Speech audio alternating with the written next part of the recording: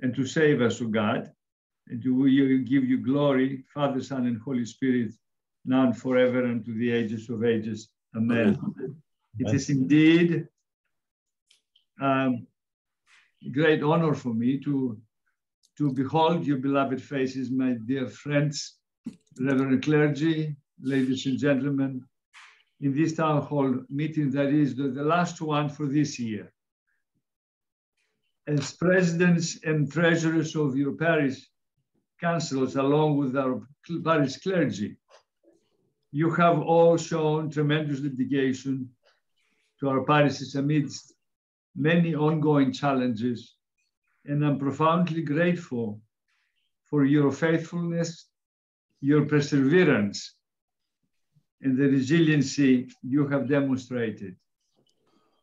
The Metropolis, be mindful of your own challenges, of our challenges, has diligently presented over and over again many opportunities for you and I to be assisted in this pandemic and to bring some kind of order out of chaos many times, to bring some peace where troubles were cropping up in our communities.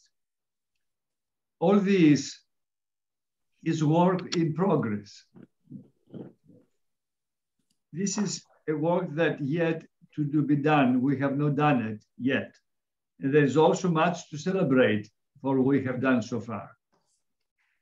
Tonight's meeting brings you the presentations from this team that we call it the Parish Support Team, that you have come to know individual members, and you will see them again today, and you will definitely recognize them because they have been a part of the process of your journey through the pandemic so far, giving you, to the best of their ability, guidance so that you avoid big potholes on the road. And I hope that this was given in a good sense and that you have been beneficiaries of their devotion and their love and their dedication. They are people with God-given talents and gifts, and they have been your guides. As this year comes to a close, we also take time to reflect of how far we have come, and that we must not lose sight of the progress we have made. The progress has been made because we are attentive to what is going on in our communities. You are in a position of leadership. And because of that position, you have become a little bit more vested with a great deal of responsibilities. At the same time, we must also look for the new year as an opportunity to reach higher and create some goals that will really expand our efforts outside of our comfort zone. Our comfort zones, within quotations, my brothers and sisters in the Lord, have been challenged this past almost 2 years now. We have been called to reach outside the comfort zones more than once. How? By compassionate, by being understanding, by being peacemaker, by being loving. These are qualities that do not come because I teach you, they come because of your faith, because of your shepherds in your local communities, in the relationship that they have with you. And the shepherds, with the relationship that they have with people like myself and the bishop. We're building up character that is called the character and identity within the church, and the church identity, Christian identity. Many of our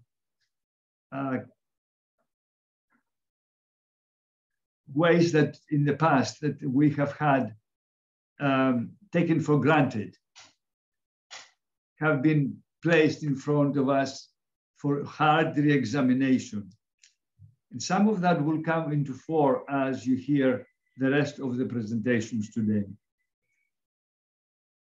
The activities and the vibrancy of your communities, it's to the degree that you and I understand it as the body of Christ, the organic body of Christ. We're not alone in that many churches and denominations are still struggling to regain their attendees following the pandemic. Question, is it a fear or apathy? Is online worship too convenient? These are important questions that we are seriously examining, and we look forward to creating a dialogue with our parish leaders like you to identify any barriers that are reducing the physical involvement of our parishioners, as well as what our parish leadership, you that is, clergy and laity, can be doing to encourage our faithful to return. To return to what? That the journey of returning back has to be appreciated from the person, from the position of sojourner. You're coming back to something that is much more desirable. That is a question. That is a challenge for you and me. When all we had was live stream, it was truly a lifesaver. But nothing can replace worshiping together as a united body of Christ and the participation in the sacraments.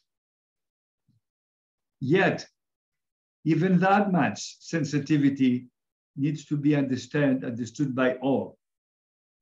All of this is tied together with our parish finances, the ministry development, the stewardship, and much more. All the facets of your life as faithful stewards and leaders of your communities.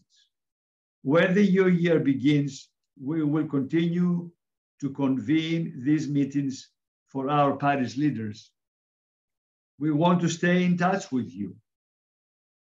We want to hear from you. We want to be relevant resources for you.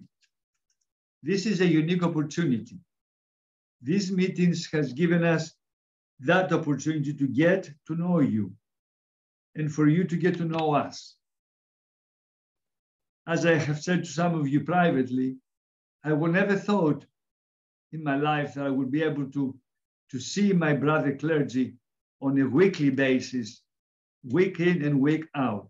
I would never thought that I would see many of you more than once a year, perhaps. And here we are. We see each other in a very regular basis.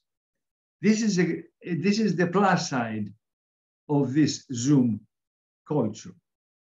We're all in the same path to salvation in Jesus Christ. And by relying on each other's help, by praying together, and by keeping our eyes focused on the Lord, our journey will be brighter and will be achieved. And the goals that we have to glorify God and His name through our actions. I'm looking forward to a very productive, lively, loving, and above all, merciful for each other meeting today so that we can be able to together face the most beautiful gift that God has given us, our Lord and Savior, Jesus Christ, through His nativity that we are about to celebrate. Thank you so much. May God bless you. Have a beautiful Christmas and a blessed and safe New Year. Archon Steve. Thank you, Your Eminence, for those wonderful words, and we appreciate it. And as always, we appreciate your guidance that you give, not only the parish support team, but the entire Metropolis, so thank you. What I'd like to do now is do a quick review on the agenda and talk about what we're going to talk about. And also, we're going to take a little different format for this evening. We're going to be asking for Q&A after each presentation, as opposed to the standard hold all your questions to the very end. Now, there's a risk with that the meeting might go longer, but we ask that the questions be crisp and on point. And I think that the team agrees that it's probably going to be a better dialogue generator on various topics. So if you have any questions, I think everybody knows by now how to use a chat function, or you can just simply ask the question to the presenter directly, but we ask that you wait for the presenter to finish his or her main body of their presentations before you do ask questions, so we can, again, move briskly through their content. So if you would indulge me for just a moment, I'd like to share the agenda, and we shall proceed through it. I'm not going to go on screen share or presentation view because I'll just do this very quickly and then drop the slide. So for this evening, again, reflections from His Eminence. We'll ask His Grace Bishop Ioannis to provide some perspective on the 2022 clergy laity. I'll provide some perspective and background and going forward view for the parish support team. We will be looking at COVID, specifically the Omicron update by Kristen Azar, and then financial committee update, which is really the key bulk of the presentation this evening with Joseph Tejas. There's an emerging, very significant event in California around youth protection training, and Deacon Justin Bozel has been on point and on top of that situation. So he will give a brief update on where we are with that situation. And then rounding that out, Paul Geek is providing some really, fabulous things ministries are doing. And then the areas of development and communications with Kristen to round out the evening.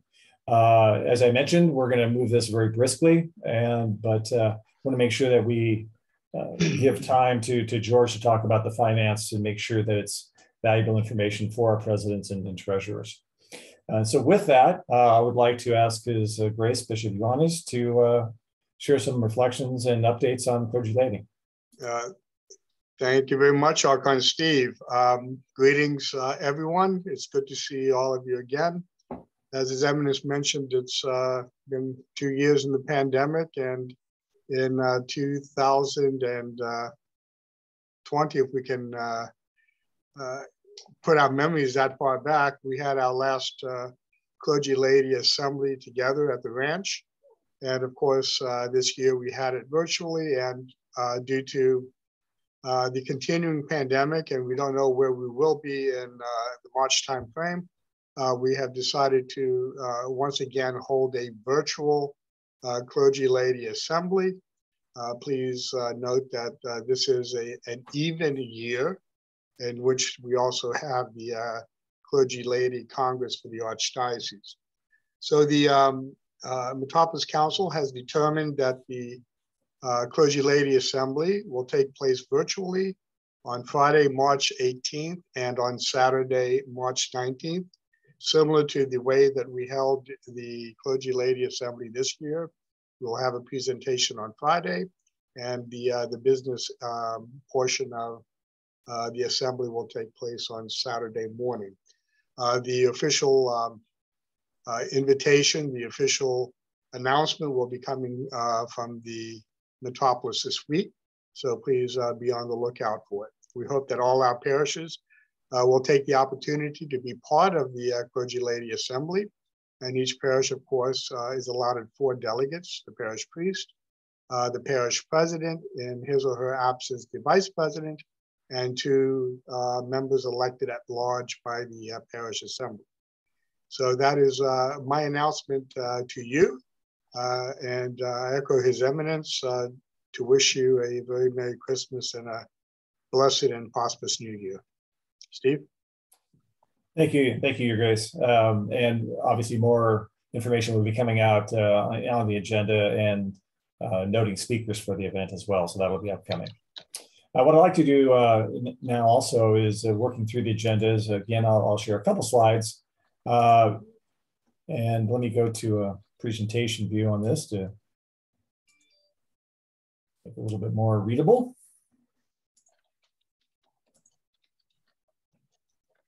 So we've mentioned a few times the term parish support team. And His Eminence mentioned that you're going to be hearing members of the parish support team this evening. Now, the purpose of this evening is not to highlight the parish support team. It is just to continue to provide support to all of you so you can take information and ideas back to your respective parishes. The parish support team, you can see an 82 on your screen. Hopefully you can see that.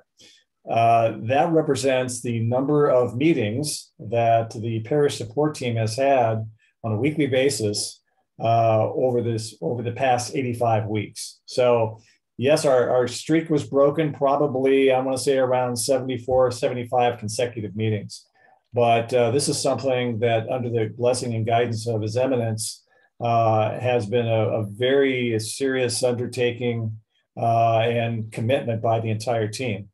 And so we are 82 for 85 in weekly meetings. Every Tuesday at 2 o'clock, we tend to get together and talk about issues. Early on, it was issues around fundamentally COVID, because as you can see by the title, it's the COVID-19 parish support team. There's been a migration of focus since that time into other areas of parish life.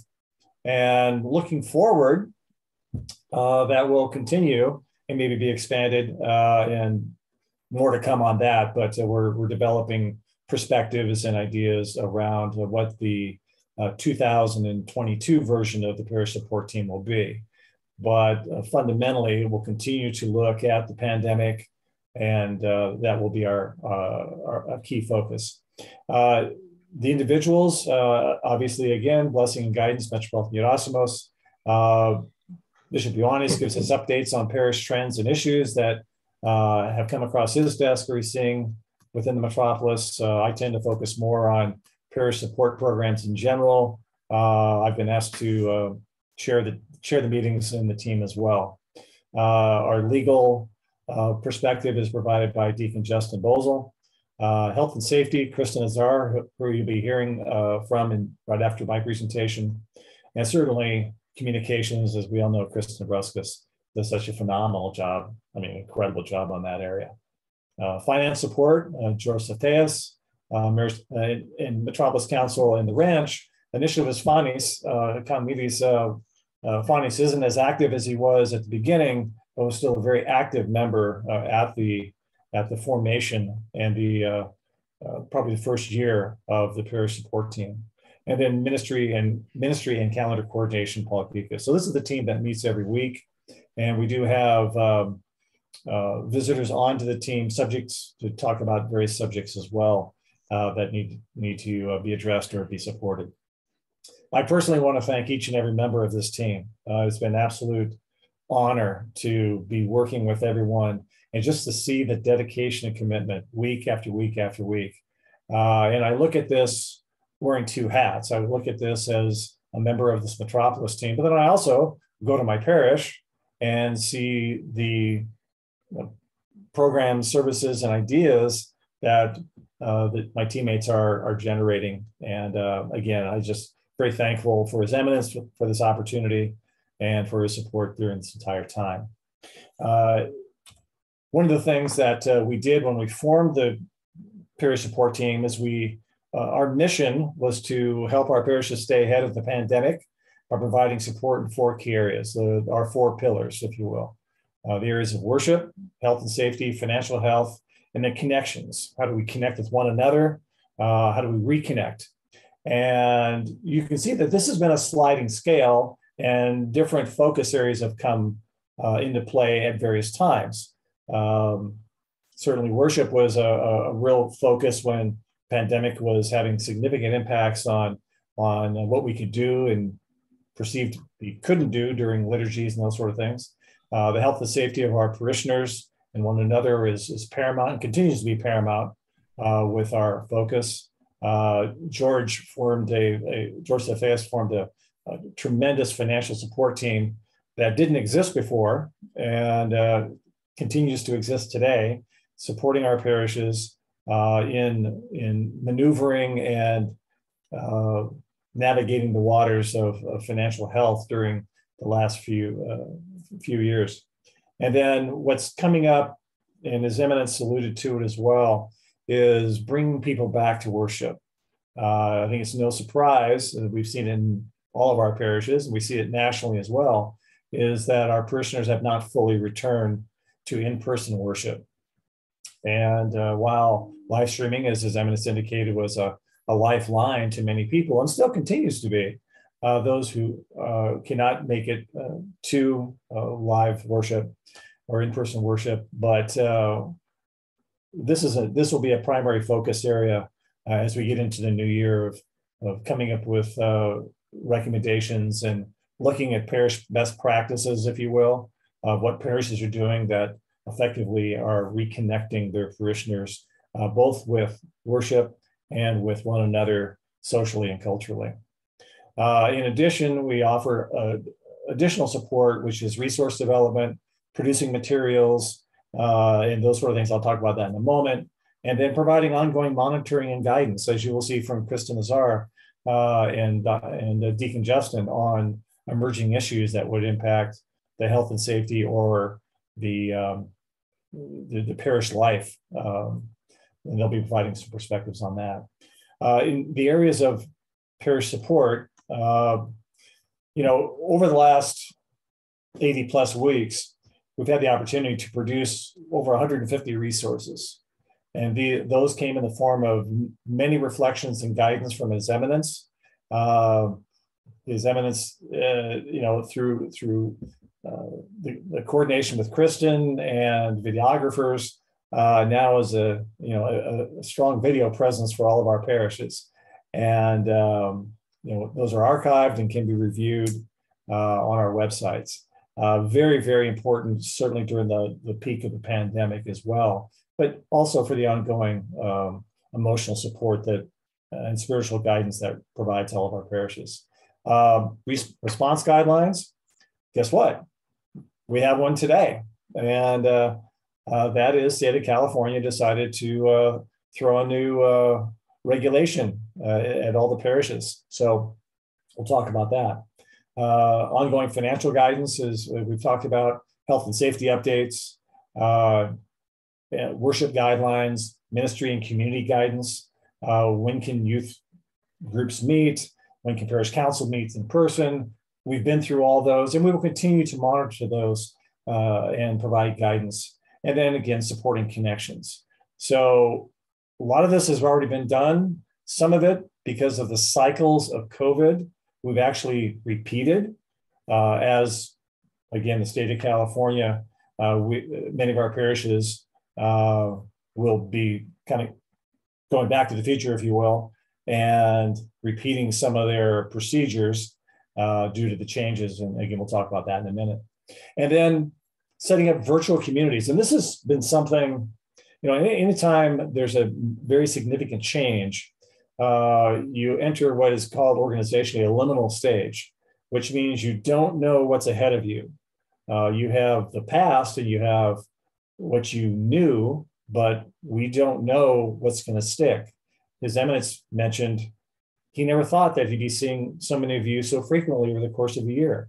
And certainly online communications, Zoom or Microsoft Teams or whatever, WebEx, whatever form you're using, certainly has allowed us to connect, at least facially and expressively. But we have formed communities. Vicars are meeting regularly every week. Our clergy are meeting regularly every week. The fact that we can meet with parish council presidents and treasurers, so relatively easy. We've had special meetings for festivals, special meetings for fundraising. We had best practices on drive-through festivals and had parishes present what they were doing early on before most parishes even considered doing that.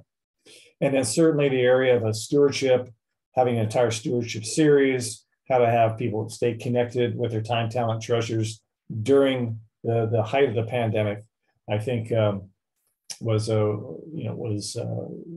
impactful. We're going to continue in these areas. We'll continue with the research report in these 8 areas, and we'll also look at maybe even expanding virtual communities. So if your parish is, one of the things that from a trend perspective we anticipate is the emergence or the greater emergence of small groups within your parish. And we don't really do that per se. We might have some Bible studies at homes, but how do people connect locally? And there's a strong indication that that's going to be very important for people.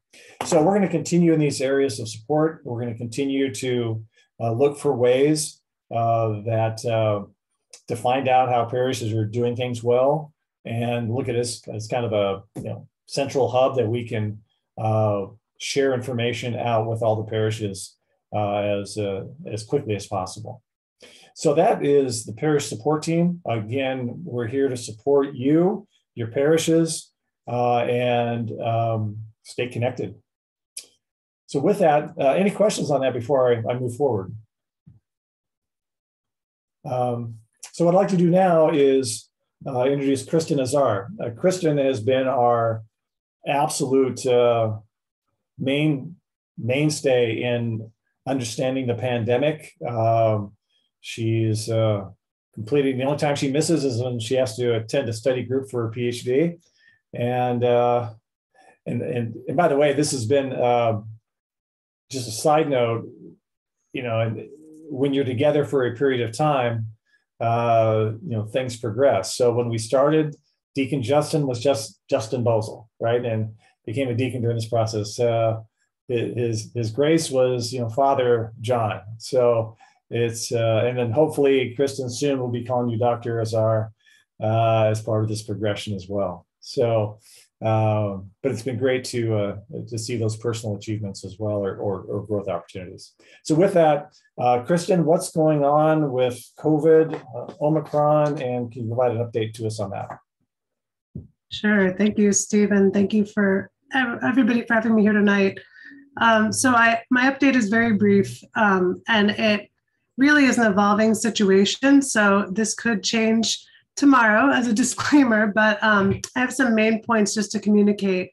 And actually there's cause for optimism in 2022. So, so far what we do know is that there is evidence that Omicron does spread more rapidly. So it's more contagious than the Delta variant, and of course the Alpha variant. But the good news is that there are indications that it is actually less severe illness. So there was a really big study that was conducted just recently in South Africa using records from one of the largest health insurers in the country. And they were able to show or see that with the double dose of the Moderna and the Pfizer vaccines, you get about 70% protection. So this is compared to upwards of 90% that we've been seeing previously with the Delta and Alpha variant, but it's still very good protection. And they're also finding that with the booster, that actually comes up quite a bit, though I haven't seen the actual estimates on what that is. So to clarify, that means about 70% protection against severe infection or illness, which is again, hospitalization and death. And so the concern is that among the susceptible population in the country, which is still sizable, that because Omicron is transmitted so much more rapidly than the other variants that are in circulation, that there could be still some stress on the health system. But overall, the indications now, which are still early, are that it's less dangerous or less virulent than the other variants that have come out. So the majority of people, if they do get Omicron, while there will be many cases, and you're seeing a lot of the reports say, oh, the cases are surging, the thing to look for really is hospitalization. And we still see the majority of patients, even in the UK, where they're kind of a step ahead of us as they've been throughout the pandemic.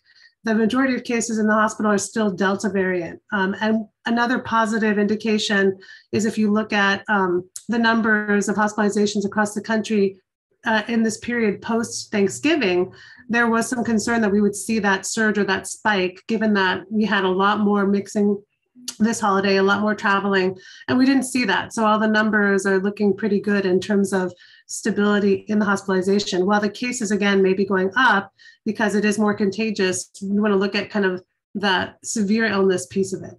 So, so as of today, it seems like there is cause for optimism. Yeah, look at this.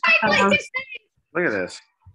And there's cause for optimism. But again, like I said, it's a constantly evolving situation. So it's good to remain vigilant as we kind of keep watching these studies come out. And there are several studies underway. Specifically, there's one in Israel, for example, that's a clinical study looking at the protection from vaccines in a more controlled setting, more of a wet science, a bench science type of a situation. So there'll be more information coming out in the next, I think, few weeks, which will be very, very helpful. But just overall, just remember a year ago, right now, there were no vaccines and we had zero protection. So you're going to see a lot of sensational kind of, headlines out there. I would just encourage you to read the articles and really try to understand what it is that we're seeing in terms of increases and how it is actually potentially impacting the situation. So that's pretty much my update. Thank you, Kristen. Any questions for Kristen on this? As you can see, you know why she's on the team, right? She's deep into this. As Steve mentioned, just to let you all know, I am a third year at UCSF in my PhD in epidemiology, but I've also been a researcher at Sutter Health for the last 13 years. And so COVID has pretty much eclipsed all of my research. So every single study has some kind of COVID aspect or looking at our data. So it's definitely something that's present of mind, and would be happy to answer any questions anybody has now, or if you want to reach out offline. Thank you, Kristen. And thank you for the encouragement to read the articles, because sometimes we react to headlines. Certainly one headline that's caught our attention is the state of California reinitiating the mask mandate for all indoor public settings, regardless of vaccination status. As I mentioned earlier, it's kind of a back to the future. The reality is that most parishes in California are still masking. And so this really won't be a significant change for many of our parishes. But there are some that the county has allowed no masking for if you're vaccinated, and then the honor system if you have not been vaccinated, but a recommendation to wear a mask. With the new guidance, which goes into effect tomorrow and is anticipated, when I say anticipated, I'll get to that in a minute, but anticipated to run 1 month. So from December 15th to January 15th, any situation in California, regardless of vaccination status, where you're indoor in a public setting, will require a mask. As you know, during this entire time, the position of the Metropolis has been to follow and ask all of our parishes to follow all local, state, and federal guidelines. And as you know, those can vary. States and local governments can provide stricter guidelines. They cannot ease up on other guidelines given by the state or federal government. So at this point, the decision off a conversation of today, of an earlier meeting we had with the parish support team, is to continue with that guidance and asking our parishes to comply with the guideline. And we know it can cause some difficulties, and will take more care and emotional support to some individuals that will have a hard time going kind of backward, if you will, in their minds. But this is something that from day one, we've always taken the approach that we want to protect one another, and that is not only ourselves, but one another, and take a loving approach in that. So are there any questions I can answer? I think it's pretty straightforward, but anything we can answer at this point with his grace or his eminence or Kristen? Okay. All right. Steve? Yes. Steve, this is Danilo from Reno. Good evening. I have two questions regarding this condition that you all are experiencing in California. We're in Nevada, and we've not had this new requirement come up. But any thoughts about how to address two activities in our church communities? One is Sunday school programs, Christian education programs, and personal gatherings, and the second one is on chanting. Any thoughts or recommendations you all could think about? Could you give me a little bit more? Those are pretty broad. I mean, Yeah. right now, the position of the Metropolis is that both are approved and have been for quite some time. I think, yeah, you just want to follow your local and state guidelines and also just keep tracking kind of the situation in your local area. What we're finding with the pandemic, it is becoming really localized.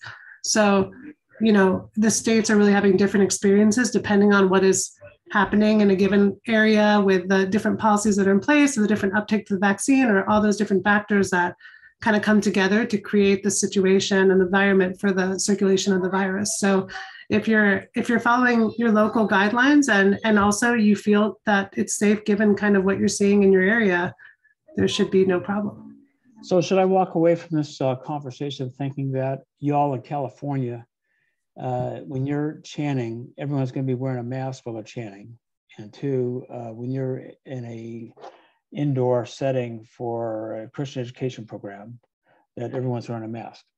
So for the Christian education program, we follow the guidelines for the schools, which do require anyone who is unvaccinated to wear a mask. And as of just recently, there were no vaccinations for children under 11 for sure. And also there've been, you know, kind of various levels of uptake for the older kids. So yes, for Christian education, it's been recommended in California that you wear masks for all the children. For chanting, the recommendation has been, if you are vaccinated, and this is from, the state, and of course depends on the locality within California, but for many areas, if you are 100%, or if you are vaccinated, you are not required to wear a mask indoors, and it is honor system based. So we do not require that somebody show proof of vaccination, but if somebody is not vaccinated, then it is expected that they will wear a mask indoor. And so that's something where we as a Metropolis, I think, have said, follow local guidelines, and we're not recommending that any church institute, checking of vaccination cards. But in California, if you're asking specifically, that expectation would be that, you wear a mask if you're not vaccinated. Right, and I think one more accent point to that is that, which complicates the situation, is every county has different guidelines. I'm in Orange County. Orange County has very open guidelines, but if I drive 15 miles, I'm in LA County, and you have to wear a mask everywhere you go.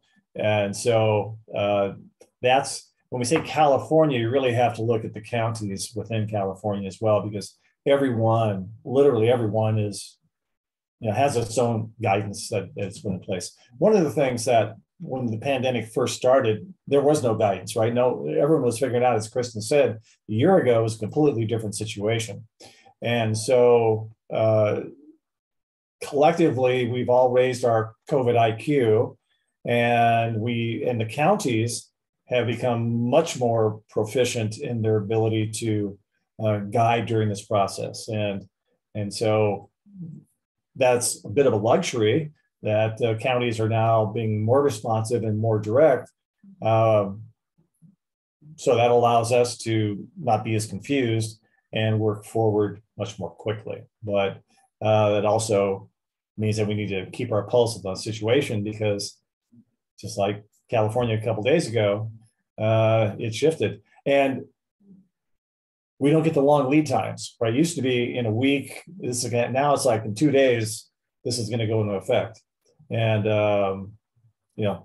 affects any public space. So it's quite a substantial change. A lot of areas. Any other questions? Okay. All right. Well, as promised, the star of the show is now standing backstage, and we'd like to have George Sefteas walk us through the world of finance and how that's going to impact our parish, answer any questions that you might have, and continue to, I tell you, we are so blessed in our Metropolis to have George. He is just, so articulate in this space and communicates so well and understandable. So thank you, George, for all you've done, and I'll turn the mic over to you. Archon, thank you. You know, you all have built me up so much these first 40 minutes or 45 minutes. I personally think the best material's already been presented. No offense to those that come after me. Okay, so we'll give a quick financial update. We have about 20 or 25 minutes, at least by my estimation, that we've put aside for this, but certainly want to take your comments and your questions. It's meant to be more of a dialogue. But there is some presentation aspect to it. So let me share my screen to start out with. I take it everyone can see my screen. Someone will let me know if they can't. Danilo, thank you. I have limited visibility off to the side. So if there's any questions, either through the chat or if anyone would like to ask at the end of a particular slide, please feel free to stop me, or His Grace or Steve will let me know. So what I intended to cover tonight, and I'm not going to put this in presentation mode because at least for me in Zoom, it doesn't make it very user-friendly. So I'm just going to leave it here, and I suspect everyone can still read it and see it okay. I was going to provide a very quick update on the Metropolis and the Archdiocese, specifically around total commitment status, general financial status, pension benefit status for the current year. Those of you that have been at past clergy laity assemblies for the last couple of years, whether virtually or in person, or in prior calls, have heard me talk a little bit about the review engagement exercise. This is effectively the audit of the Metropolis's books. I'm going to talk a little bit about that and where we are. I'd like to get some feedback from you. I have one slide on 2022 total commitment. We've had little feedback from the parishes. I'd like to get some more feedback from the parishes. I encourage everybody to, be comfortable enough to give us your feedback. Some parishes have reached out. In some cases, total commitment has gone down. In other cases, it's gone up. So I'd like to hear from a financial health standpoint, how everyone is feeling and what challenges might still be out there that we're not necessarily aware of. Ongoing parish financial support. I will share a few of the issues that we're hearing from parishes, and also try and give a bit of a preview as to, some themes that are common and recurring that we're going to try and incorporate into calls going into 2022. And then just some items of note regarding some of the government support programs that are relevant for all of us to know. So with that, let me just give a very quick update on where we are, where we and the Archdiocese are with, sorry, let me get that out of the way, where we are with our total commitment for this year to date. And this is through December the 10th. The Archdiocese usually provides all the metropolises, all the members of the Metropolis and the Archdiocesan Finance Committees with updates on a monthly basis as to how total commitment is progressing. When we get to the month of December, they start providing these reports weekly so that we can see if we might be in a potential shortfall situation. So that you can see from for our Metropolis, we're at 94%, which is roughly exactly where we should be. But what is getting us to that 94%? So that means that all of our parishes really out there, and thank you all for this, are making their total commitment payments on time. Many parishes have chosen to pay upfront, and they've received a 2% discount for that. Other parishes are paying monthly. We do have some parishes that are not paying on time or that are behind, and we're working with those parishes to address those situations. But a good chunk of the reason as to why we're at 94% is this adjustment, this very large number that you see here. And we seem to be the only metropolis that has such a large number showing up in this adjustment column. And what this adjustment is that 10.2% relief that was provided by the metropolis to all of the parishes in 2021. So this was the result of Archdiocesan PPP round 1 funds that were allocated to our metropolis. There's other amounts in here too. There's appeals and a few other things that were granted to some of our parishes in 2021, but close to 400,000 of this number, about 375,000 of this number, is related to Archdiocese and PPP monies that were allocated to our metropolis. And different metropolises chose to handle that PPP amount differently for their parishes. We are the only metropolis that chose to apply that relief measure uniformly across every parish based on the same percentage for each parish's total commitment. We just, this is not a negative commentary on any other metropolis. Some metropolises chose to do it targeted based on those that had the most financial need. Others felt that the funds were best served by being maintained at the metropolis level. We chose to give a portion of it back to every parish through lower total commitment in 2021. I have heard positive comments from many of you, and thank you for that. I know that this was helpful. The downside to this, however, is that that relief measure is not available for 2022. So we've had, our parishes certainly have been able to take advantage of that relief, but then, when you do something 2 or 3 or 4 times, it becomes a habit. And I know that when some parishes received their 2022 commitment, it caught them a little bit by surprise because, of course, this additional 10% of relief was not available to them anymore. So we'll talk about that in a minute. But overall, this does, put our metropolis overall in a very healthy position. What it means, however, because we've given all of this relief, is we are unlikely to be able to meet our budget. And you can see that funds that are shared by the Archdiocese with the metropolis are really based on the metropolis, and of course all of you collectively, all of our parishes collectively making up our total budget allocation. And this year, we're only at 2.9. We've got 1 month left, 3 weeks left. We're not going to be able to get up to this total number. So that doesn't impact you, the parishes, but directly, it impacts you indirectly, but it does impact the metropolis itself, because the metropolis will be getting less of that total commitment sharing from the Archdiocese. That's okay. We knew that was going to happen. We did get some additional, I will say, sharing last year when those PPP funds were allocated to us. We knew that we were going to get less allocation sharing this year as a result. Any questions on total commitment before I move off of this?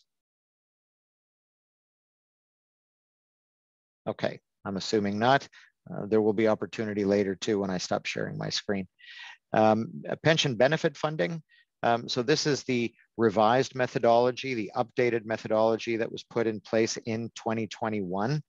Our metropolis is doing phenomenally well. So we're collecting 96%. You can see here that we are, and I'm not asking anyone to do math, but you can see we have out of the 56 participating parishes, and we have more than 56 parishes, but some parishes don't participate because their mission or they don't have clergy assigned to them. So there's very good reasons as to why a parish might get exemption, but we have 56 participating parishes in the pension plan. 54 of them are on auto pay, 2 of them pay by check.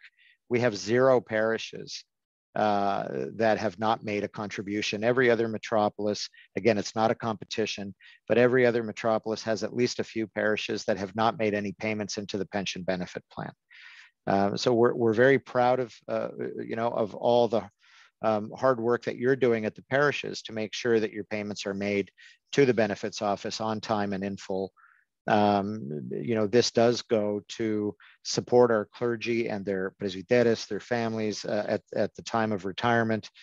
So this doesn't, this benefits the health of the metropolis and the Archdiocese as a whole by making sure that we take care of not just our clergy. Our clergy are the primary participants in the pension plan, but we also do have lay people that work for the metropolis and the Archdiocese that are also on this plan. So it's very important that we maintain the health of the plan, and certainly we're doing that. All the metropolises are doing that, but our metropolis has done a phenomenal job on that. A quick update on, and before I actually go into this, a slide I did not put up is just to show an update on the general financial health of the Archdiocese and the Metropolis. And without putting a bunch of numbers up on screen, I will say that the Archdiocese is meeting its budget for the year. And that includes additional amounts that had been included to cover additional payments into the pension plan, to cover additional payments into our beloved Hellenic College Holy Cross, and a whole host of other ministry and program support. So yeah, the Archdiocese is in a financially strong position, could always be stronger and working to get there, but very proud of the leadership at the Archdiocese and from my perspective within the finance office itself for implementing some very professional controls and focusing their attention on these key areas that we really do need to focus our attention on, which are the pension plan and are the health of our seminary and our college, which is the primary body that turns out our clergy, and we need to make sure that we continue to support it. So the Archdiocese is doing very well in that respect, and you'll hear more about that as we go into 2022. 2022 is going to be a Clergy Laity Congress year. So more information will be shared not only by the Archdiocese, but in our calls as we get closer to that on finances and other topics. The Metropolis itself is doing well as well. As I said, going into the end of this year, we know that we're going to be challenged with archdiocesan allocation sharing. That was expected. We're planning on that. We are in the middle of our annual Faith Forward campaign. And kudos to Archon Isidoros Garifalakis and Kristen Bruskas and others that are managing and caring and feeding that effort. And thanks to all of you as individual stewards of Faith Forward, but also supporters of the Metropolis programs. Greatly appreciated. Now, in terms of our review engagement status, the Archdiocesan regulations, as amended back in 2019, do require every metropolis to perform either an audit or a review engagement exercise. We are no exception to that.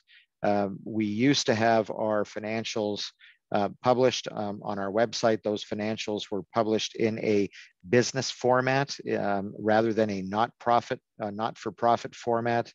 The last live Clergy Laity Assembly that we had, which is a couple years ago now, we had talked at that assembly about undergoing this exercise, and we did start this exercise in February of 2021.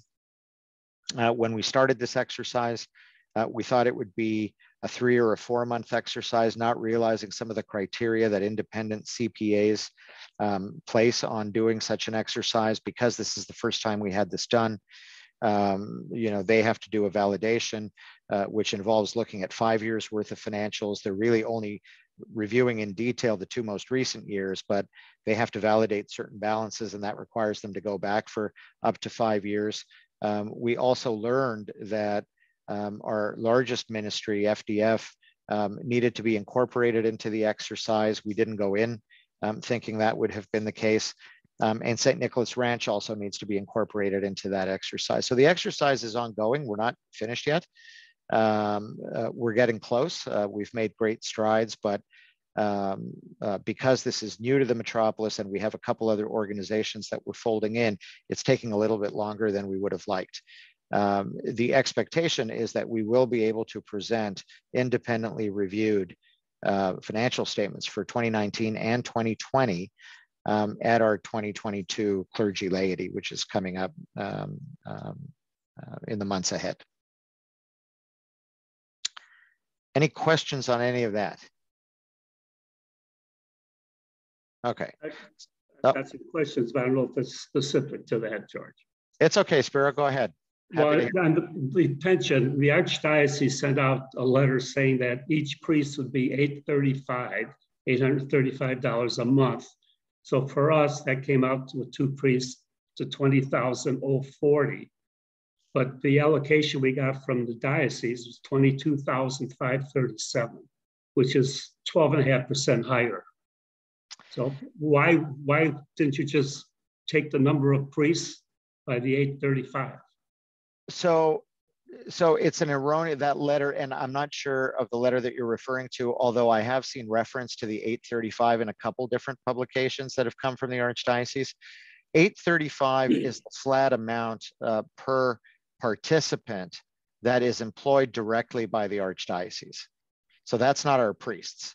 That would be those that are on the Archdiocesan payroll directly, because someone has to pay for those individuals as well. So the priests are, I hate to call them employees, but the priests serve each of the parishes, and each of the parishes are their own employers. So I'll put it that way, right? The three legs, if you will, that support the pension benefits program are the clergy themselves, or the participants themselves, the parishes, and the parish contributions are not for the benefit of the priest that is serving them at the moment. It's for the fact that they are assigned a clergyman. So that could be anybody over the life of the parish. And then the third leg is the Archdiocese itself. And that 835 is the contribution that the Archdiocese makes for each of the participants on the Archdiocesan payroll. It was an erroneous amount because many people took that to mean that each priest costs $835 a month. And that's not the way it works. So what does that come out to, 22,537? You get that. Well, and I don't know. I'd have to, I mean, if that's the amount, if that's the amount that the Archdiocese communicated, 835, I don't know where they came up with the 22. We would have to look at all of the employees under the Archdiocesan payroll and multiply that by the 835. And I suspect that's where they got the 22. But well, my calculation then comes out to $940 a month for each priest. Correct. And where did that number come from? Correct. And so there is an exercise, there's an allocation exercise for the benefits funding, no different than the allocation exercise that we do for total commitment. The logic behind it is the same, but the inputs are a little bit different. So from a fairness standpoint, if I can use that term, we want to make sure that all parishes, whether big or small, are on the same footing when it comes to calculating their pension benefits funding. So we look at their total commitment amounts, and we also look at how many clergy they have assigned. Rather than tie the pension benefits funding to the individual clergyman at a particular parish, there are base amounts that are based on whether there's one clergy or two clergy or three clergy assigned to a parish. And then beyond that, there's a weighted formula that incorporates the total commitment of that parish. Really, it represents ability to pay. So some parishes pay lesser amounts, other parishes pay higher amounts, just like total commitment. It's not the same for every parish. It differs for every parish. So I'd be happy to go. I'd be happy to go through your calculation with you offline. Oh yeah, we won't. Yeah. The second question is the allocation. Okay. We got hit with a significant increase. If you remember, the clergy laity said 2% increase this year, and we're at about 8.5% increase on the allocation that we got. And I'm wondering what your base was, because the churches that normally rely on festivals didn't incur those expenses last year for the most part. Yeah. Some of them had what I guess it was a drive-through festival. Yeah. So if you look at the allocation based on cost, we reduced costs as best we could. We don't have a festival, but the people with festivals probably had huge reductions in their costs. So I'm wondering if you used the wrong base instead of 2020. So I'm not going to give you an answer that you're going to be happy with. I'll start out with that comment. Well, I'm not happy, so don't surprise me. I would ask the question. Yeah, no, it's a valid question, and Philippos, who is the chair of our National Ministries Allocation Committee, was unable to be on the call tonight. He's in a better position. Again, I'd be happy to review the calculation with you offline to make sure that you have a good understanding of what was done. But the National Ministries Allocation Program is based on expenses. It's not based on revenue. That's not just for our metropolis, that's for the Archdiocese. So right, wrong, or indifferent, it is based on expenses. And certain categories of fundraising expenses are allowed to be used as deductions, others are not. I can't speak with a high degree of certainty on festival expenses, but you're absolutely right. There would have been lesser expenses coming through in 2020 than there would have been the year prior, not just because of festivals, but because of a whole host of other reasons. Really, the one expense that stayed constant, or the one group of expenses that stayed constant, were utilities and the fixed expenses to employ the priests and to keep the lights on and all this other stuff. You experienced an increase. I can't speak to the specific situation, but the only reason why you would experience an increase would be because of what your expenses came in at compared to the prior year. If that's not jiving with what you're seeing, then yes, let's have a conversation on the side and see what that looks like. Okay. And then the third question is why no PPP2 allocation from the Archdiocese? Okay, so thank you for raising that. Up until a couple of weeks ago, there was no PPP2 being provided by the Archdiocese.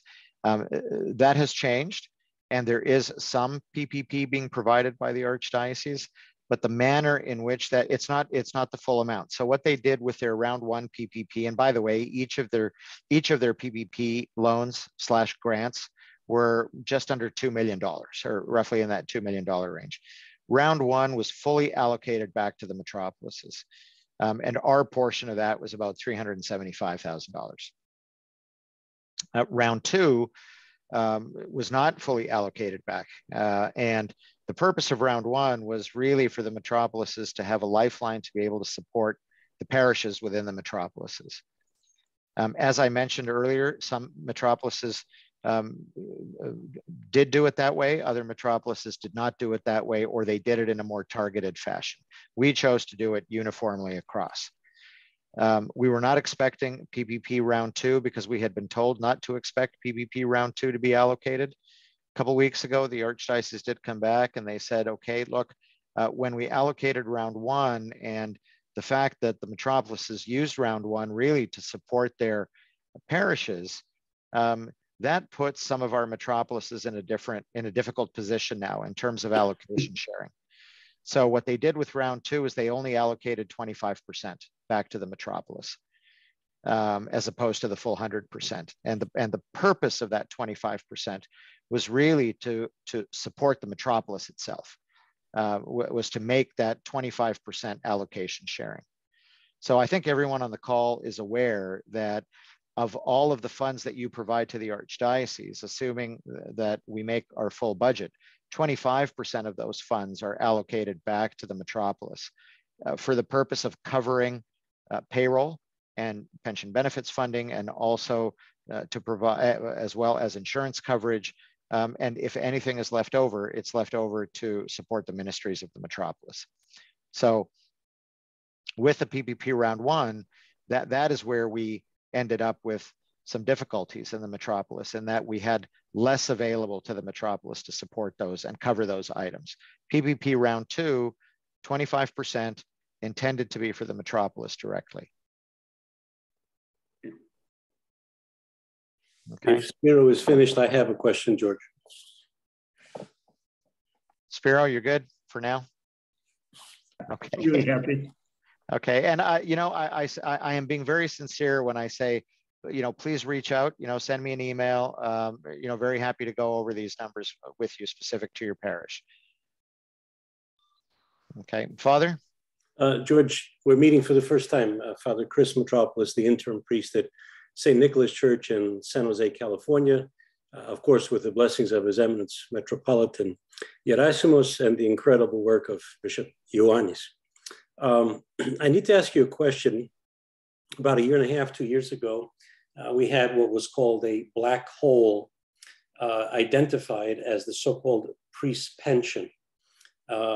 It's not a black hole, obviously, because without the priests, you don't have a church here. It was a shortfall was brought up of $65 million, where monies were not put in. I'm thrilled to see your report now that we have so many parishes that are participating because they weren't doing that before. So that's a great step forward. And obviously our Metropolis is doing fabulously. But I'd like to know if you've heard anything from the Archdiocese or from the committees you're on as to where that 65 million came from. Did we ever find it? I know the market went up, so I'm sure that helped. But I'm just hoping and praying after 40 some odd years in this, that it's not being pushed back on the parishes and back on the priests to raise the money that was not put in there from the beginning, because clearly it wasn't their fault. So I just need to know, there were about 15 to 20 of us on phone calls almost every month with the various syndesmi and some of the bishops as well, trying to figure out a way to solve this. So a quick question is, did we find the 65 million? And if we didn't, how did we find it? You know, Father, that's an excellent question. And all the details behind the answer are well above my pay grade or outside my wheelhouse, but I am involved enough because I do sit on a joint task force between the Archdiocesan Finance Committee and the Benefits Office, the AFC and the ABC, to address this situation, to address the future funding of the benefits plan. And the slide I put up on screen is one that I had presented at our last quarterly meeting. And you talk about the 65, and the 65, you know, is somewhere around, you know, this unfunded amount, somewhere around this time frame. This shows 56. But I do remember the 60 and the 65, and it was somewhere around this time frame. And the reason why you see these amounts fluctuating up and down is really because of market conditions. So when we say, well, did we find the 65? Well, the reality is that the amount isn't 65. The amount is the amount is whatever the market tells us it is on any particular day. George, so, let me stop you there because that's not accurate. What happened was the Archdiocese was not giving in what it was supposed to give in. Correct. So it's not just underfunding because of the market. Let me just tell you that. Father, you're absolutely correct. Yes. So let me clarify my comment. Yes, the program had been underfunded for a number of years.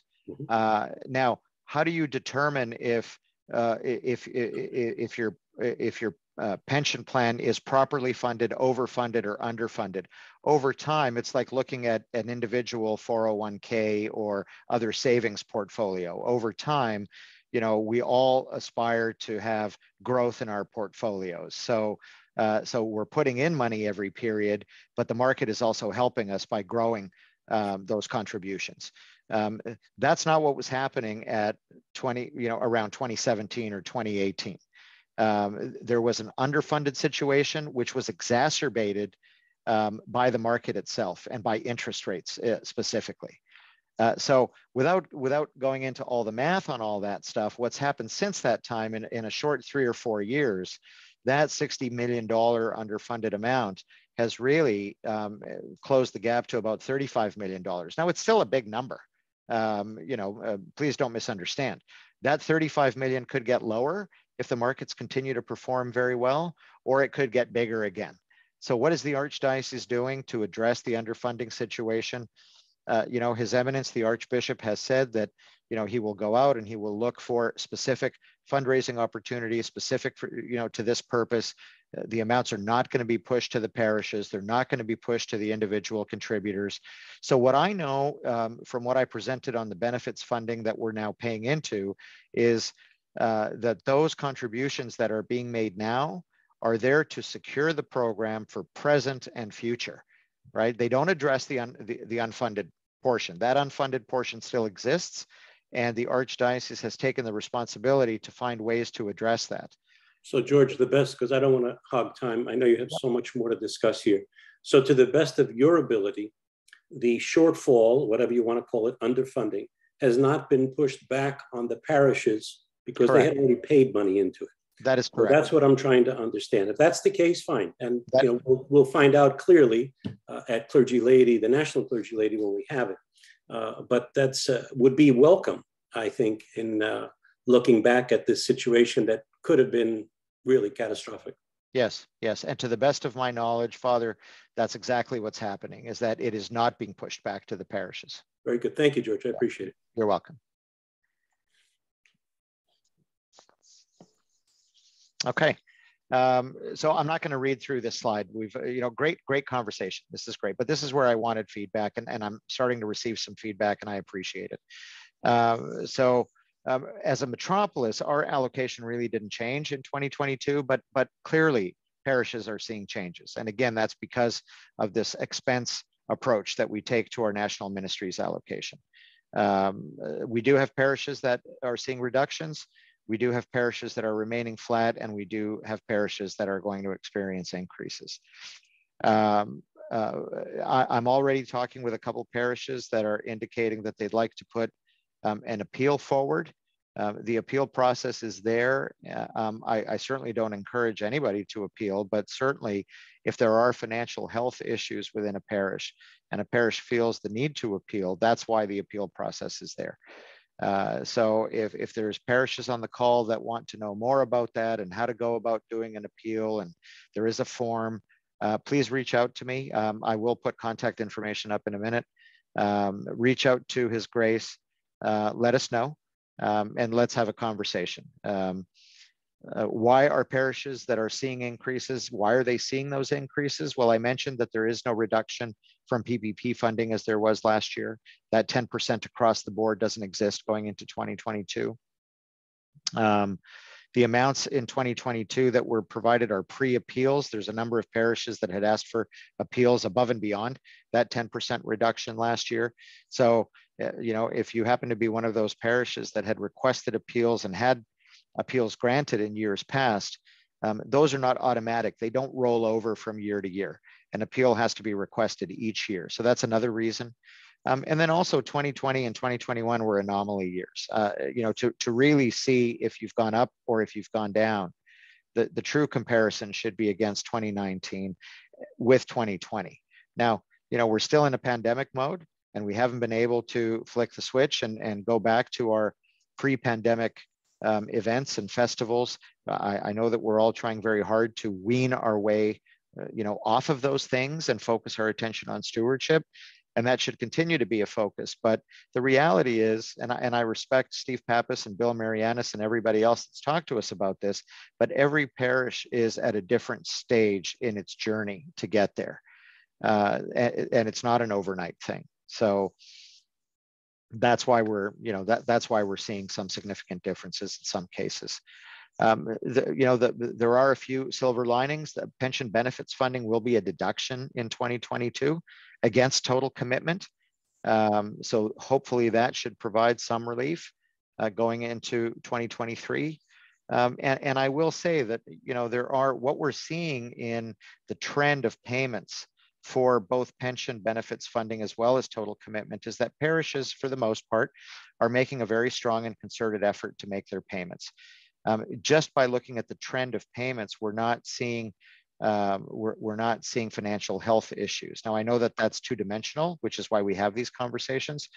But if there are parishes out there that feel that they are on relatively strong footing, we do encourage the prepayment of total commitment and or pension benefit funding, because the Archdiocese does apply a 2% discount if total commitment and pension and or pension benefit funding is prepaid for the year.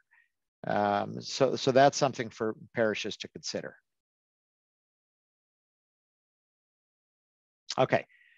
Ongoing parish financial support, some issues that have arisen in our parishes that have been brought up to us. So we've gotten a number of 501c3 questions. So these are questions around parishes wanting to get certain discounts, whether they're for, say, software, or they're trying to get a grant from the state, or they're trying to do, and the person providing the service or the good is asking the parish to provide a letter showing their 501c3, their tax exempt status with the IRS.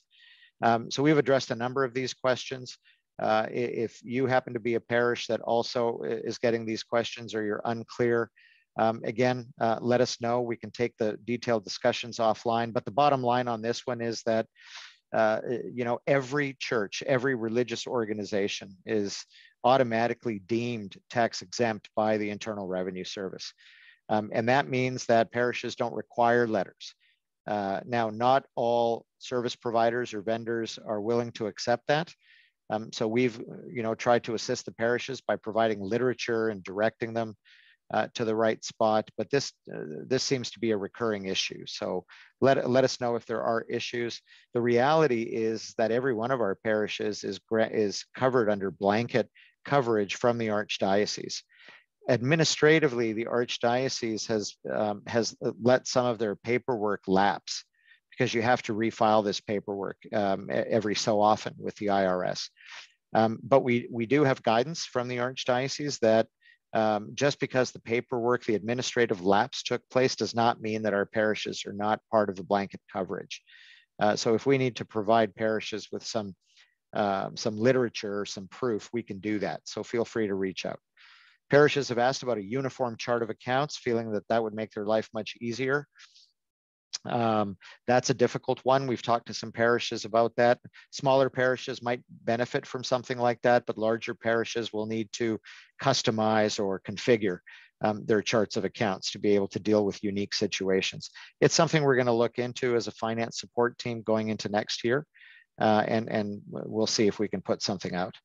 A lot of compensation questions on whether or not clergy should be W-2 employees or whether they should be 1099 contractors. Again, if your parish has not asked this question, but has this question in the background, please reach out to us. And then just general discussions with a few parishes on parish health and trying to give guidance to new treasurers and bookkeepers and finance folks on how to best approach their finances and their financial reporting in the parishes. And we're working with a few parishes in that regard. We will be looking next year to try and put forward a guide, a best practices guide for parish councils on financial matters. I'm not promising a date on that, but we hope to have something in 2022. We don't know everything. I'm a member of a parish just like all of you represent your parishes. If you've got very good procedures and controls in your parishes and you're proud of them, please share them with us. I would love to see them. We can incorporate them and we can use them and share them more broadly. Now, who's your support team on the financial side? It's the five of us, right? So there's myself, Philippos. I think all of you know Philippos through the National Ministries allocation exercise. Jim Ekstead is a member of our team from St. Paul's in Irvine. Sam DeWood from St. George in Bakersfield, and George Efstathiou from my home parish, Resurrection in Castro Valley. So each of us has carved out all of you. And we have different responsibilities. Each member of the support team knows which parish we're supporting. This is going to be kind of tiny on your screen, but this shows you, this is our master list, and this shows who each of us supports. Don't worry if you can't read it all. I'll leave it up on the screen while I'm finishing my closing comments here. It is the intent of all of our members to actually reach out to you once again. We had done this about 18 months ago or so when we first put the team together, just to let everybody know that we're here. We're going to be proactive and we're going to send an email to all of you again, just to let you know how to contact us if you have questions. I'll scroll down so you can see the bottom half.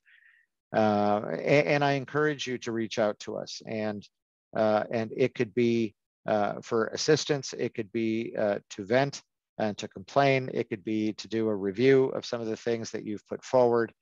It could really be for any financial reason. We're here to help. So with that, on the government relief program, and I've well exceeded my 25 minutes, so I apologize. but good conversation. The government relief programs, I just wanted to mention, and I'm going to mention these very, very quickly because they don't apply to everybody. But employee retention credit, we've talked about these. Actually, these were available to everybody. Not everybody went forward and took advantage of all of these. The employee retention credit is a complicated calculation. It is one that we had recommended previously. You manage through your payroll provider. Payroll providers would be more than happy to do this for you. I think they charge a small amount. The comment I wanted to make on this one is that the credit has effectively gone away. So with the infrastructure bill that was passed by the administration, or that was passed, or I don't know, 3 weeks ago, 4 weeks ago, whenever it was now, there were provisions in there that effectively terminated the employment retention credit 3 months early. So for any of you that took advantage of this and have taken a full year's worth of benefit under the ERC, those funds are going to need to be repaid. And Treasury has come out and basically said, we're going to waive penalties. We understand that this took people by surprise. You're not going to be penalized for taking more money than you were entitled to. But work with your, the guidance here is work with your payroll provider. Take a look at this stuff and just make sure that any overfunding that you've received on this is paid back by December the 20th. That's when the deadline is for penalty not to apply. PPP loans or grants, the forgiveness application. Most financial institutions have that forgiveness window open now for round 2. You should have been contacted by your financial institutions directly. If you haven't been, please contact them and be proactive because you certainly don't want to miss a window. Now is the time to apply for that forgiveness and to turn it from a loan into a grant. And then EIDL loans, we've had some parishes ask questions about this is the Economic Injury Development Loan from the Small Business Administration. These do not turn into grants. This was an amount of up to $150,000 that was granted to certain nonprofits, churches included. Some parishes have reached out and said, no, we don't want to do this because we just don't want to encumber ourselves any further. Other parishes have said, yeah, I'll do it because it's cheap money and I don't need permission and from the Metropolis, nor do I need it for my General Assembly. So some parishes have collected it. And why do I call it a rainy day fund? Some parishes are now asking what they should do with it. Should I repay it? Do I hold on to it? And my guidance on this is based on each parish's financial situation. It really is cheap money. I mean, it's a loan at 2.75%. Repayment doesn't start for a year after you've received, and actually the SBA has extended that term to 2 years now. And so the cost of holding on to this is about $4,000 a year in interest. If a parish feels that it doesn't need it because it is back on track financially, then I strongly recommend that the loans are repaid in whole or in part. If a parish is not yet comfortable because we still want to get through one more year and see what this pandemic means to us, then by all means hold on to it. But don't view it as an easy source of cash. Truly treat it as a rainy day fund because it will have to be repaid at some point. And that's the end of my much longer than intended discussion. Happy to take more questions if there are any.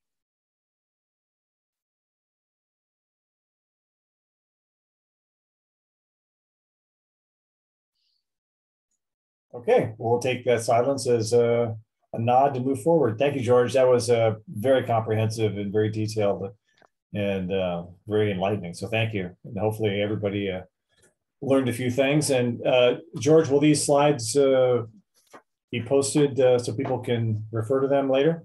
Yes, I will clean them up and I will make them available and they'll be posted, I'll say within a couple of weeks. I don't want to commit Kristen, but they'll be posted. Yeah. Okay. Thank you, George. Appreciate it. A lot of work. Thanks for your patience with all this, everyone. Appreciate it. Yeah, that was very worthwhile. So we have 3 more topics. We're going to sprint through these very quickly, but not too so fast that you don't get some value out of those. We have 3 things, Deacon Justin Bozel, Paul Geekus, and then Kristen. Ruskus about communication and development. So, Deacon, would you like to give us an update on AB 506? Sure. Thank you, Archon, and thank you, Your Eminence, for the opportunity to speak, and good evening, everyone. I'll make it real brief. There's a new law that was passed in California, AB 506, that requires any what they call youth service organization to have more robust background checks and to perform mandatory reporter training for various volunteers as well as employees that work there. I've had the opportunity to review the bill with the Assembly of Bishops legal team, and at this time, it's a very convoluted bill. It's written in a way that defines itself in a very circular way so that it's hard to exactly interpret. But the best that we can tell right now is that this bill does not apply to churches. Now, there's a lot of rulemaking and regulations that should be going with this statute that the state has not developed yet. So we can't say for 100% sure that they aren't going to find a way to have it apply to things like camps, vacation Bible school, things of that nature. But the best that we can tell right now is the bill does not technically apply to churches. Nevertheless, this is a reminder and an opportunity for a reminder to all parishes, whether in California or elsewhere. The Greek Archdiocese does have a robust and good background check process and youth protection training and policies that are mandatory for all parishes and any other activities relating to it. And so to the extent that any of your parishes are not 100% fully compliant with both background checks and training for all required volunteers, this is now the time to please do that. Please take this new bill as an opportunity and a reminder that we need to be compliant in every way. First and foremost, because we care for the health and safety of our children. Secondly, because it is incredibly important for the liability of our parishes in Metropolis. We will continue to monitor the rulemaking and the regulations as they come out from the state as it relates to this bill, and evaluate the extent to which it might end up impacting any of our activities and require additional training from our volunteers and employees. If you have any questions, feel free to contact me. We're continuing to reach out to other churches as well to see how they're dealing with it. But like I said, as best we can tell, it doesn't apply to us, but it's a good reminder that we really ought to be compliant. With that, Steve, thank you. Thank you, Deacon. And I know you're going to be monitoring the situation. And this was something that we all found out about in very short order that was due to go into effect January 1, I believe. And yes, it goes into effect January 1. And the problem is, even for those organizations such as Scouts or Boys and Girls Club of America and so on, where it's very clearly applicable, even they are scrambling because they don't really know how to implement it because none of the rulemaking has been done, which is typical for Sacramento. Okay. No comment on that. We'll move right on to the next topic. Thank you, Deacon. Paul Geekus is our Director of Ministries and Administration. And Paul, a very quick update on the outlook for ministries for next year. Well, Steve, I was wondering if we might be able to take a little break, maybe for a half an hour, and then we could reconvene and maybe everybody goes out, gets a bite to eat, and comes back. Because I know you for a while. I think you had like 22, 23 slides, right? So, well, I did, but for the sake of time, ladies and gentlemen, thank you, Steve, and good evening to everyone. I do have a tough job here because we have 14 different Metropolis ministries here in the Metropolis of San Francisco with 14 different ministry leaders. So I wanted to try to give everyone a little plug, but I'm gonna have to be a little bit more selective. However, the overall message is this. We are very lucky here in the Metropolis of San Francisco because His Eminence in Metropolis has placed so much emphasis on our Metropolis ministries. We've been able to do so much during the pandemic over the past almost 2 years. We're very, very proud of our ministry leaders. We're very impressed with them. They all developed new skills. Of course, went to an online mode like most of us were forced to. But as proud as we are of them for that, we're even more excited for them and our ministries about how we are positioned right now and about moving forward. Right now, as the director of ministries, I'm collecting all of our ministry budgets. And I'm happy to report that everyone is very optimistic about moving back into in-person ministry. And so, God willing, 2022 is going to be the year which you see our ministries back in the field, our ministry leaders back in your parishes, and we are having many more in-person interactions. Okay, and as a reminder, if your parish is not taking advantage of the Metropolis ministries, it must, okay? And it's a very, very simple thing to do to get in touch with our ministry leaders. All you have to do is go to the Metropolis website, go to our ministries landing page, and you have access to all of our ministry leaders, just an email away. All of our ministry, well, with our 14 ministry leaders, we have 7 that are actually either full-time staff or part-time staff. And then 7 of our ministry leaders are volunteer. So with having 7 paid ministry leaders, this again shows you the emphasis that the Metropolis of San Francisco has had on providing good, quality, robust ministries for all of you, for our parishes, for our faithful, to try to provide some things that not only supplement, but you might not be able to offer at the parish level. So real quick, up and coming, just off the top of my mind, I believe in about 20 minutes, Father Gary Kiriakou, who's been our youth pastor for the Metropolis this past year, has a program on OCN. For those of you that don't know, Father Chris Metropolis, who was speaking on the Zoom earlier, is the founder of Orthodox Christian Network.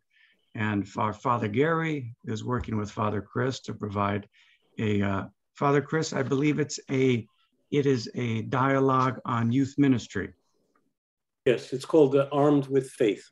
And Father Gary's doing an excellent job. It's on every Tuesday night on the OCN platform, Zoom, and then also on the 8 social media pages.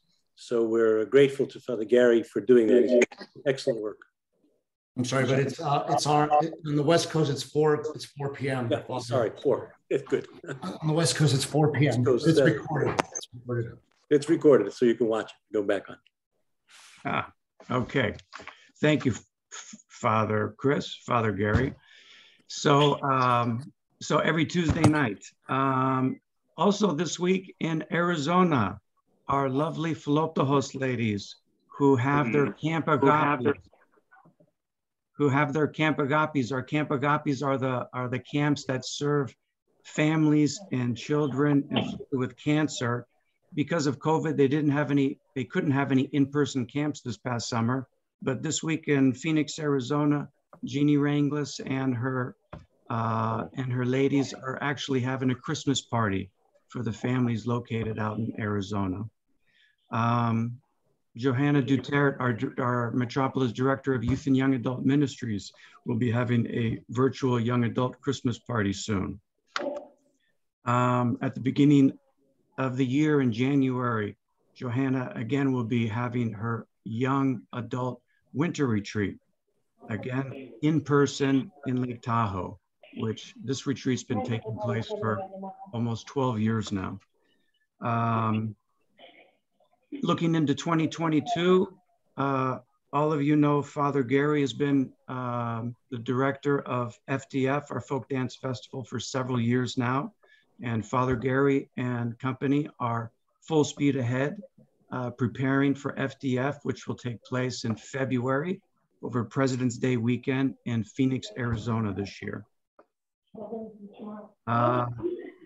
And our camp directors, whether it's Johanna for summer camp or Katerina Ikonomou, who organizes our Greek village camp, a Greek language immersion camp, they're both getting ready for summer camps.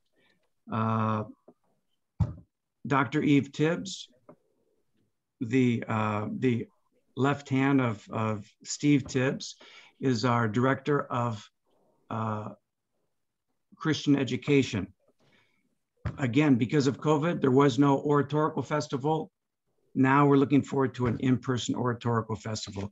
And what a great opportunity for our kids who've had to spend so much time in front of the computer to get back out there and practice their public speaking skills. So those are just a few things in the immediate horizon. Again, the message to your parish councils and parishes is please take advantage of the Metropolis ministries. We're doing some great things. We're trying to cover the whole spectrum of ministry areas for all of you. And for me, as the director of ministries, please feel free to reach out to me with any questions as well. Thank you. Thank you, Paul. Wow, that was an excellent quick overview over 14 ministries. That was awesome. Thank you very much. Yes, we are doing a great deal. Well, last on the agenda, but first in our hearts, Kristen will give us a very quick update on development and communications.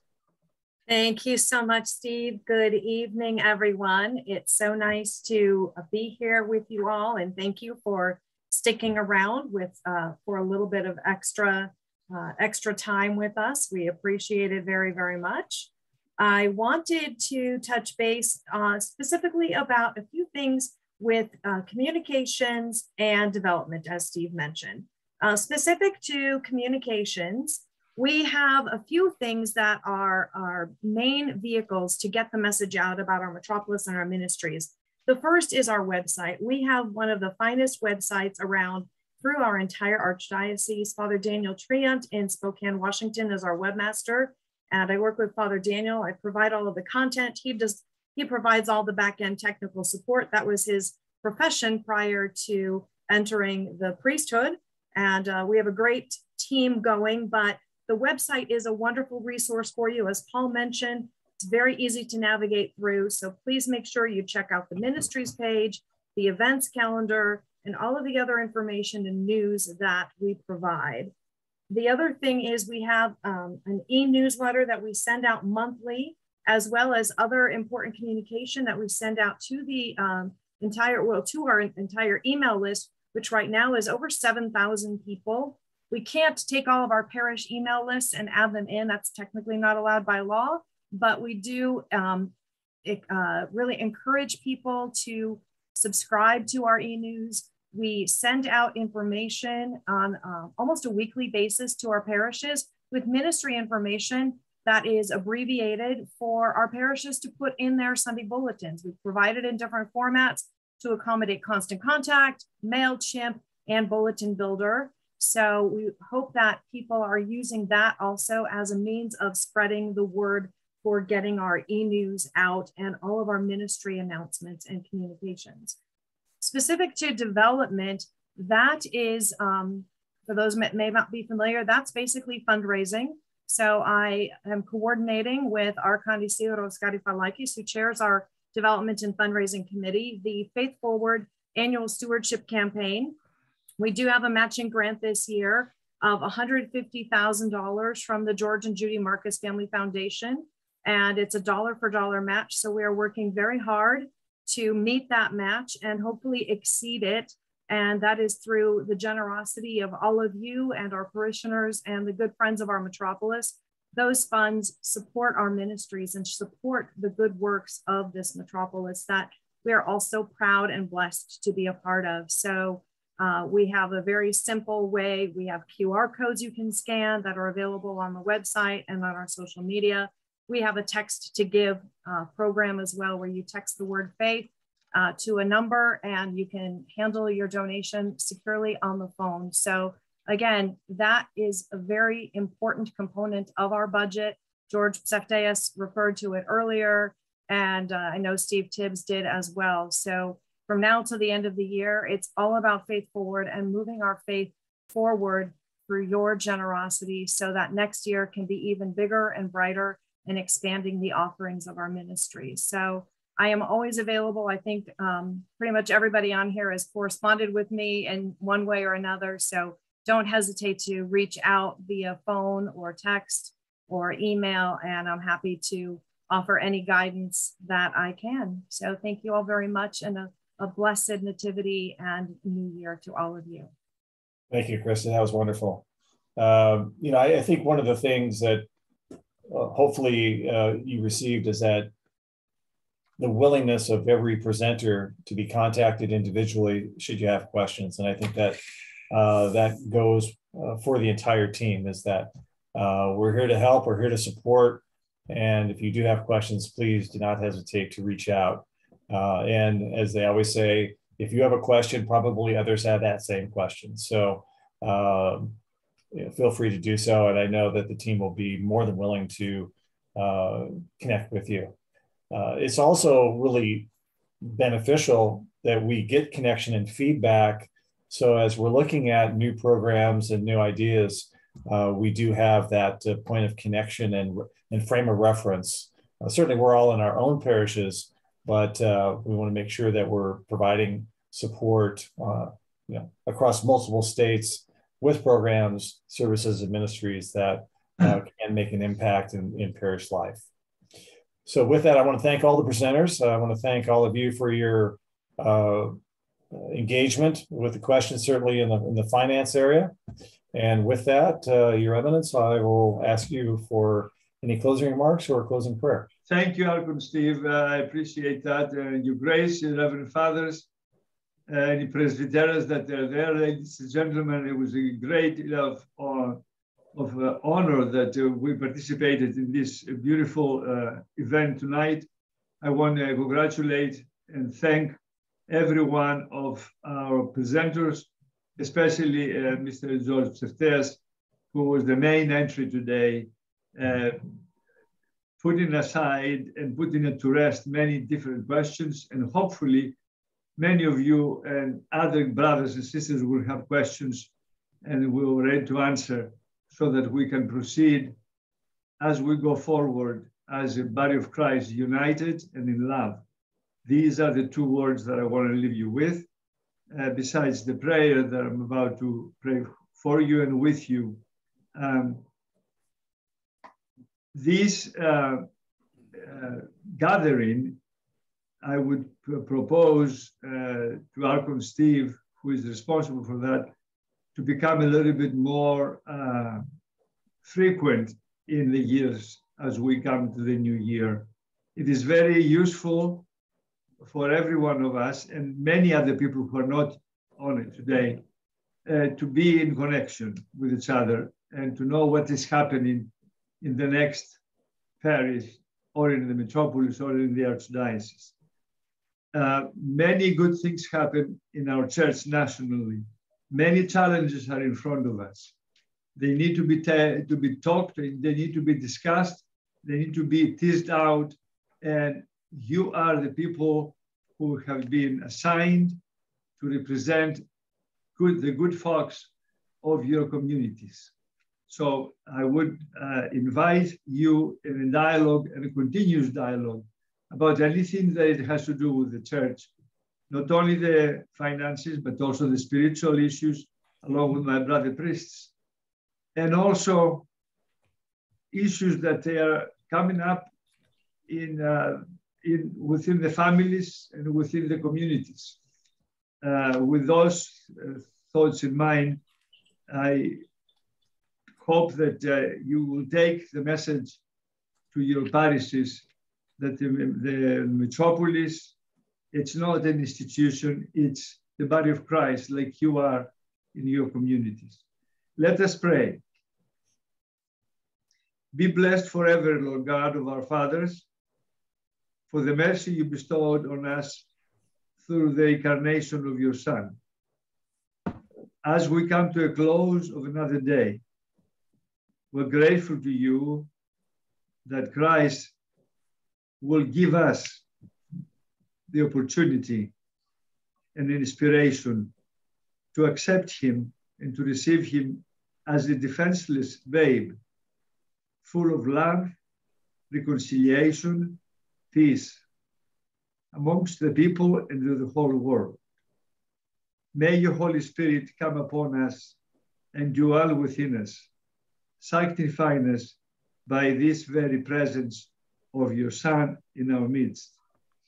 Let his inspiration help us accomplish your will in all things, so that just as your Son deigned to dwell in the womb of the Virgin in a bodily way, so will he deign to dwell in our souls in a spiritual way. By the grace and the mercy and the love for us as your only big Son, with whom you are blessed, together with the all-holy, good and life-giving Spirit, now and forever and to the ages of ages. Amen. May you have a blessed Christmas, joyful one, safe and healthy, you and your families and everyone else, my brothers and sisters in the Lord. God bless you. Have a good night. Good night, everybody. Good night, everyone. Thank you all.